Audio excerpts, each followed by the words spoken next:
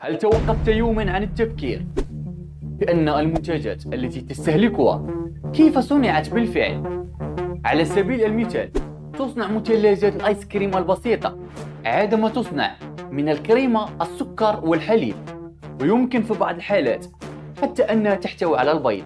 ربما لا تعرف أنه يحتوي على الكثير من الكاسترون، لأنه هو إفراز موجود في مؤخرة القنادس.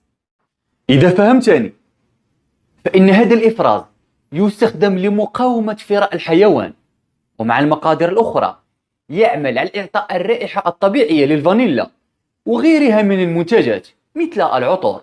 أنا محمد، وسأعرض لك حقيقة المنتجات التي ربما ستتوقف عن شرائها بعد معرفة مكوناتها. مستحضرات التجميل. العديد من منتجات النظافة الشخصية تحتوي على حامض دهني، وهو يعتبر حمض دهني مشتق من الشحم، أو كما نعرفه أفضل من دهون الخنازير أو من الزهم أيضا، وهو بالضبط الدهون المشتقة من لحم البقر أو الخرفان. ينتج حمض دهني عن طريق غليان جيف الحيوانات، ويستخدم على نطاق واسع في إنتاج مستحضرات التجميل. بعض العلامات التجارية تستخدم بالفعل النسخة الاصطناعية من هذا الحمض، بينما البعض الآخر من الشركات تفضل التقليد، ولكنك لا تستهلك منتجات تحتوي على مشتقات حيوانية. يجب على الشركة إبلاغك بأنه منتج عضوي أو نباتي، وإلا فإنه من الضروري التأكيد مع الشركة المصنعة لمعرفة الأصل الحقيقي من المكونات. الكولاجين التي لا تزال موجودة في عالم الكولاجين التجميلي، يتم الحصول عليه من خلال غليان الجلود والأوتار وعظام التيران والخنازير، وهو معروف بكونه مادة تساعد في مرونة الجلد. المادة المستخدمة على نطاق واسع في منتجات مكافحة الشيخوخة ليست رخيصة على الإطلاق. لصناعة الأغذية، الكولاجين هو أحد المكونات الرئيسية لصناعة الجيلاتين والحلوى الجيلاتينية وبعض السكريات والحلويات المنزلية التي تعتبر محلية الصنع، مع مغذيات أقرب إلى الكولاجين الحيواني. هو بعض حلوى أجار المشتق من المياه البحرية التي يستخدمها الآسيويون على نطاق واسع، حتى أنه تم تنفيذه في البرازيل شيئا فشيئا. فقائمة مكونات المنتجات التي قد يظهر المكون الصيني مدرجا كجيلاتين أو كولاجين. الملابس ذات العلامة التجارية المعروفة. بالطبع يا رفاق، لا يمكننا التعميم، ولكن في الواقع هناك العديد من الشركات التي تنتج هذه الملابس ذات العلامات التجارية، والتي تم اتهامها بالفعل باستخدام علامة للسخرية على العبيد في عملية الإنتاج الخاصة بهم. ولسنا بحاجة لذكر الأسماء، بالتأكيد العالم بأكمله يعرف من هم. مثالا آخر، ولكن هذه نصيحة فقط، هي أننا نحاول دائما التعامل مع المشكلات القانونية، وأننا نجد العلامات التجارية المشكوك في أمرها التي تشتريها، لأنها قد تكون متورطة في فضيحة من النوع الذي يمكن أن يكون شراؤك لهذه العلامة سيكون حافزا لهم لكي يستمروا في هذا العمل الدنيء، ووسيلة للمساهمة حتى ولو بشكل غير مباشر. كن حذرا. البيرة التي تم اختراعها حوالي 7000 سنة، لذا فهي ليست غريبة على الإطلاق، وقد تغيرت أشكال نشرها بمرور الوقت. فإن عملية صنع البيرة الحديثة بسيطة جدا. أولا، يتم تسخين الشعير المحصود وتجفيفه وتكسيره، ثم يتم سحق الحبوب ويتم تقديمه ووضعه في وعاء للتخمير، وعندها يحدث السحر. فإن السؤال هو أنه بعد التخمير أضافت العديد من المصانع عنصرا يسمى إيزنجليس، والذي يتم إزالته من متانة السمك الجاف. وهذا يعني أن بعض أنواع البيرة تحتوي على كميات معتدلة من بول الأسماك، وهذا هو الفارق، هو ما يجعل المشروب يبدو أكثر وضوحا قبل وصوله للمشتري. الفواكه. هل تعلم أن الفاكهة مصنوعة أيضا للإعلان تماما مثل البشر؟ فالفواكه أيضا تمر بعملية مكياج، وكل هذا لجعلها أكثر حيوية ولمعانا. ومن الحيل المستخدمة هي رش سبراي الشعر على الفواكه التي تعمل على تثبيت الشعر. إذن يا رفاق، بجانب الرشاشات يجب أن تعرف أيضا يمكن استخدام رشاش مزيل العرق على الفاكهة، مما يجعلها أكثر إشراقا وحيوية. وهذا المنتج يستخدم على الفراولة والعنب والكرز والعديد من الفواكه الأخرى. ثم يا رفاق، الذين لديهم هذا اللمعان الإضافي يبدو أن الفاكهة طازجة وقاموا بجنيها الآن من البادية، وعند رؤيتها كالصورة تريد أكلها بسبب مظهرها الجذاب، ولكن عند تجريبها لا يوجد مذاق وجد حامضة. مزيل العرق في فمي، ما هذه المصيبة؟ يا رفاق، نصيحة أخرى عن الفاكهة: إذا كانت باللون الأحمر وهي ليست باللون الأحمر، ماذا فعلوا لجعلها هكذا ووضع أحمر الشفاه على الفاكهة؟ سيبدو مثل فم السيدة لامعا، مما يجعل الفاكهة أكثر إثارة. شانتيلي، في العديد من الإعلانات والإشارات التجارية مثل الكعك والفطائر عندما تأتي مع الشانتيلي: كعكة الشانتيلي اللذيذة، آيس كريم شانتيلي، قهوة مع الشانتيلي، كل شيء مع الشانتيلي، مع الكثير من الجمال. لا أعرف ما إذا كنت تعلم، لكن كريمة الشانتيلي الخفيفة جدا تذوب بسرعة.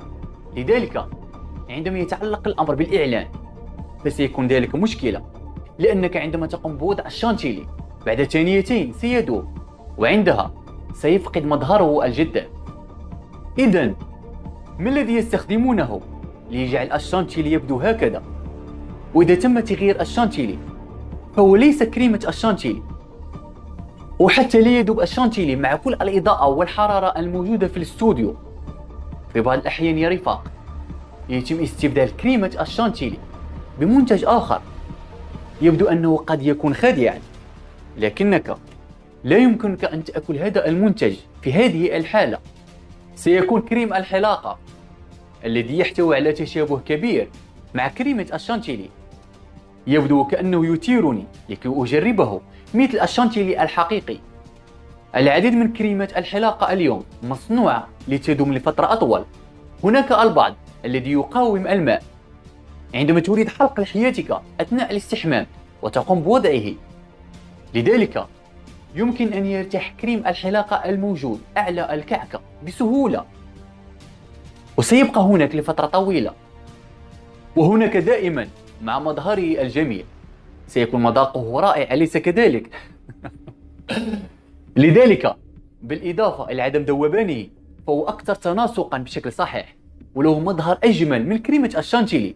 فإن استوديو الصور يتميز بالكثير من الضوء، لذلك يجب أن يكون هناك شيء لا يذوب بسهولة، وفي هذه الحالة هو كريم الحلاقة للرجال الذين يجعلون الحلويات أكثر جاذبية في الإعلانات.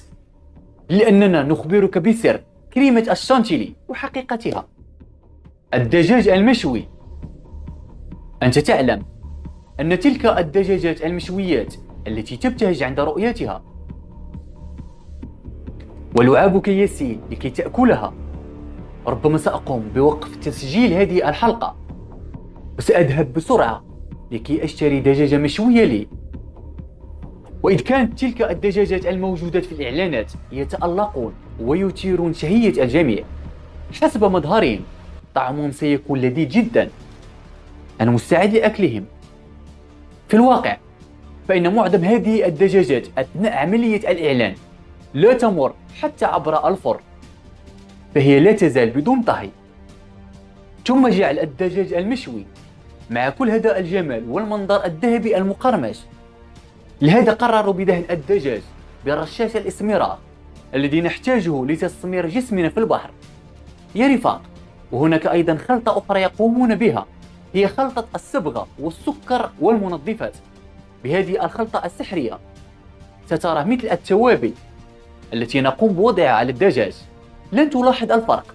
وفي النهاية يبدو أن الدجاج قد تم شواؤه الآن وصالح للأكل، مع تلك الماكينات الشواء الجميلة وشكل الدجاج الذي لا يقاوم والتوابل اللذيذة. من الصعب على أي شخص أن يقوم بتحضير مثل هذا الدجاج. أنا أتحدث عن المنظر والشكل المعروض في الإعلان.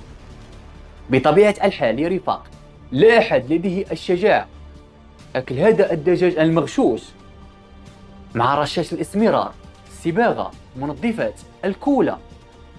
لكن هذا هو السحر بالضبط، هي الحيلة التي يقومون بها يا رفاق لجعل الدجاج يبدو هكذا.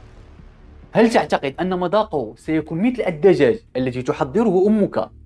أنا أقولها، لا يوجد طعام في العالم أحسن من طعام الأم الذي جدا، رغم دجاجهم يبدو من المظهر لذيذ جدا، ولكن تذكر أن الدجاجة يوجد مسحوق الإسمرار فوقها.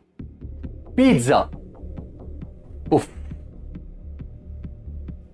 بيتزا عندما تشتري واحدة وتقرر قطع قطعة منها ومع الكثير من الجبن. أشعر بالجوع الآن، سوف أذهب أشتريها الآن، سوف أذهب بعد نهاية تسجيل الحلقة. بيتزا، انتظريني أنا آت. عند مشاهدة هذه التحفة أمامك وتنتظر في أحر من الجمر وصول الموصل للوجبات السريعة لمنزلك، مع وصولها وقرمشتها والجبن الذي يغطيها، أنا متأكد قد مررت بهذه التجربة عند مشاهدتك بيتزا في الإعلانات، وعندها قررت شراء تلك البيتزا بالضبط. وعند شرائها لاحظت فرق بين البيتزاتين. البيتزا المعلنة كان مظهرها جد محفز لأكلها، ولكن البيتزا التي اشتريت أنت كان لها شكل مختلف في شكلها والجبن الذائب حولها. هذا لأن الجبن في الإعلانات ليس فقط الجبن، يحتوي على المزيد من الأشياء لجعل هذا الالتصاق. في هذه الحالة يا رفاق، يجب معرفة أن ما يخلط مع البيتزا لكي يعطي ذلك المظهر من الالتصاق وأنت تظن أنه فقط الجبن. يقومون بوضع الكولا والجبن معا.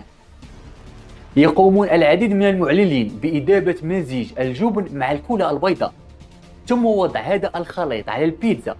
نعم يا رفاق، الشيء الموجود مع الجبن هي الكولا البيضاء. لهذا عندما تقوم برفع أي قطعة من البيتزا سوف تلاحظ الكثير من الجبن والكثير من الالتصاقات مثل أي شيء مطاطي، لكن هذه هي الطريقة التي تجعل البيتزا أكثر جاذبية وإثارة. لهذا يا رفاق، انتبهوا جيدا لأي إشهار للبيتزا يعرض على التلفاز، سوف تلاحظون كل شيء لوحدكم. المشكلة هي يجب على أي شخص يعمل في محل البيتزا أن يحترس لكي لا يضع الكولا مع الجبن فقط عند السهو. حسنا، سوف نتوقف هنا.